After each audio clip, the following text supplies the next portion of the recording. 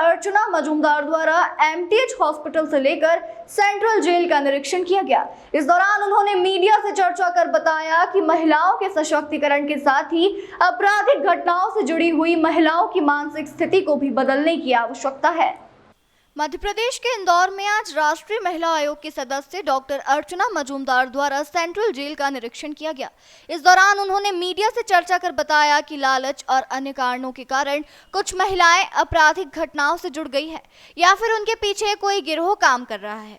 सरकार और न्यायपालिका इस ओर काम कर रही है, लेकिन हमें और समाज को एक साथ मिलकर महिला सशक्तिकरण के लिए काम करने की आवश्यकता है। हम देख रहे हैं कि मानसिकता के बदलाव के कारण ही तमाम तरह के अपराध घटित हो रहे हैं और उन्हें रोकने की आवश्यकता है। इसी के तहत आने वाले समय में प्री मैरिटल सेंटर देश भर में खोले जाएंगे, जिसमें जिन लोगों की शादी हो रही है उनकी काउंसलिंग की जाएगी ताकि उनकी आपसी मानसिकता को परखा जा सके, क्योंकि शादी के बाद देखा जाता है कि आपराधिक घटनाएं घटित होती है। यदि सोच और समझ एक जैसी नहीं होती है तो यह इस तरह के अपराध देखे जा सकते हैं और महिला आयोग इसके लिए कई तरह के कदम उठा रही है। साथ ही देखने में आया है कि पारिवारिक विवाद के कारण महिलाएं आपराधिक घटनाएं कर देती हैं। इसके लिए सेंट्रल जेल में भी साइकोथेरेपी सेंटर खोलने की बात कही जा रही है ताकि जो महिलाएं यहां जेल में हैं उनकी साइकोथेरेपी के माध्यम से काउंसलिंग हो सके और उनकी जो मानसिकता है उसको बदला जा सके ताकि वह जब जेल से बाहर जाए तो समाज में अपना योगदान दे और दोबारा से किसी तरह का कोई अपराध ना करे। देखिए, जेल विजिट हमारे आयोग की महिलाओं को क्या स्थिति में लोग हैं, इनका सुविधा असुविधा जो भी है ये देखना हमारी jail visit is a mandate और हम करते हैं। हम उज्जैन में भी करके आए, यहाँ भी देखा। जेल में तो ओवरऑल हमारे जो सरकार की इंफ्रास्ट्रक्चर है, जो सिस्टम है खाने का, रहने का, कपड़े का, मेडिकल, ये सारे तो ठीक ही है। इसमें कोई ज़्यादा खराबी हम नहीं बता सकते हैं, अप टू द मार्क। दो एक चीज़ हमें ख़राब लगा, हमने देखा इस जिले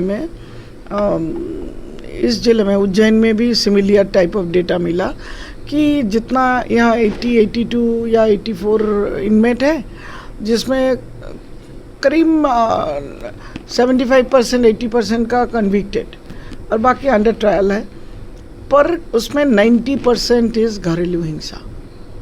घर में या पति को या पत्नी को या देवरानी को या बेटी को या बेटा को या देवर के बेटी को कुछ ना कुछ मर्डर हो चुका है। तो देखिए, जब मर्डर हो जाती है तो पुलिस पहुंचते हैं, लॉ आइन वाले पूछते हैं, हम लोग जाते हैं, मीडिया जाते हैं, उसका सज़ा होती है, जेल में आ जाती है। लेकिन why we can't stop it before that. हमें ये समाज में जो परिवर्तन आ रहा, जेल में हर किस्म का कैदी रहते हैं। इसमें आपका चोरी वाले रहते हैं, चीटिंग, फॉर्जरी, ट्रैफिकिंग, आपका वो जो मिसिंग लड़की लेके चल जाते हैं या कुछ साइबर क्राइम के हैं, बहुत किस्म का है, अटेम्प्ट टू मर्डर। पर इतना डोमेस्टिक वायलेंस के murder case, I am really annoyed for that.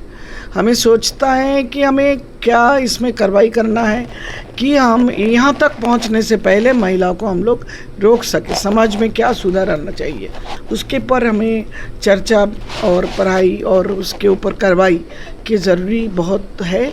इस जिले में बहुत ज़्यादा है। महिलाओं को लेकर जो है खुले मन से चर्चा करने की आवश्यकता है, कितना मानते हैं आप? क्योंकि जिस तरीके से घरेलू हिंसा की आपने बात की है तो खुले मंच पे इस पर बात होना चाहिए।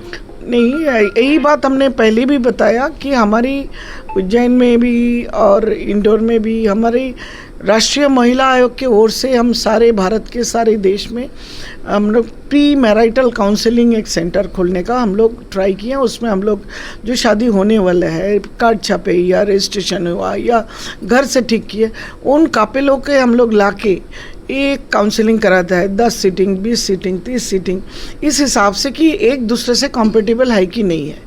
हो सके कि बहुत लिखे पढ़े हैं, बहुत पैसा वाले हैं, बहुत कुछ है, लेकिन वो एक दूसरे से मिलता पड़ता कि नहीं है, मानसिकता का मेल है कि नहीं, सोच के मेल है कि नहीं है, एक दूसरे को बर्दाश्त करने का वो कैपेबिलिटी है कि नहीं है। नहीं तो शादी के 1-2 साल बाद फिर वही होगा जो हम देख रहे हैं।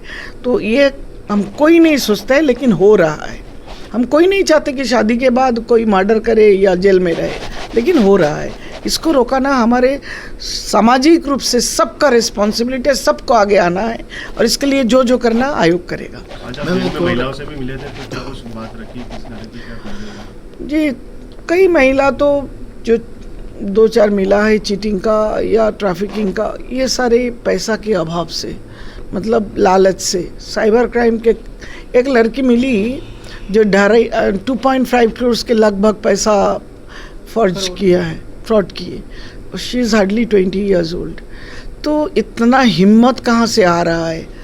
ये उसके साथ होगा कि एक टीम है, ये है, लेकिन ये जो है इसको इमीडिएट कार्रवाई, इमीडिएटली उसको पकड़ना, उसका टीम को पकड़ना और इससे सरकार को होशियार रहना कि ऐसा हो ना सके, ये भी बहुत ज़रूरी है।